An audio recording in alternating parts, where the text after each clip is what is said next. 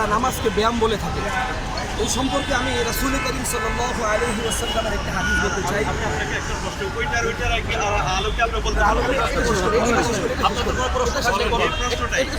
শেষ করি। আমার সাংবাদিক বন্ধু প্রশ্ন করেছে যে হিজবুত তাওহীদ নামাজকে তারা ব্যায়াম বলে থাকে, এই ব্যাপারে একটু ব্যাখ্যা দেওয়ার জন্য। আসলে এই ব্যাখ্যা দেওয়ার জন্য আমি রাসূল সাল্লাল্লাহু আলাইহি ওয়াসাল্লামের একটা হাদিস বলতে চাই যে আমরা জানি রাসূল করিম সাল্লাল্লাহু আলাইহি ওয়াসাল্লাম বলেছেন সুন্নাত আমার সুন্নাত, তোমরা নামাজ পড়ো সেভাবে যেভাবে আমি নবী পড়েছি। আমি হাদিসের আলোকে বলতে চাই যে নামাজ স্বয়ং রাসূল সাল্লাল্লাহু আলাইহি ওয়াসাল্লাম সাহাবায়ে কেরামদেরকে শিক্ষা দিয়েছেন। নামাজ সম্পর্কে কোরআনের অসংখ্য আয়াত, রাসূলের অগণিত হাদিস রয়েছে এবং সাহাবায়ে কেরামের আসর রয়েছে, আমল রয়েছে।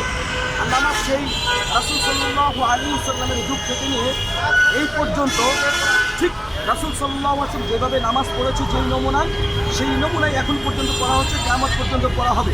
তো কোথাও আপনি এমন কোনো প্রমাণ দেখাতে পারবেন না যে নবী আলাইহিস সালাতু ওয়াস সালাম নামাজকে ব্যায়াম বলেছেন এবং সাহাবায়ে কেরাম নামাজকে ব্যায়াম বলেছেন এবং তাবিঈন তারা নামাজকে ব্যায়াম বলেছেন।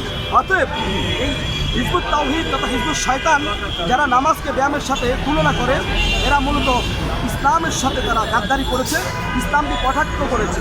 অতএব আদৌ তাদের এই কথা কোনো কোরআন ও হাদিসের সাথে সামঞ্জস্যপূর্ণ নয়।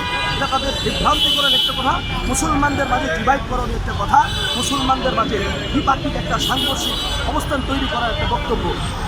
অতএব আমরা তাদের এই সমস্ত বক্তব্যের তীব্র নিন্দা ও প্রতিবাদ জানাচ্ছি।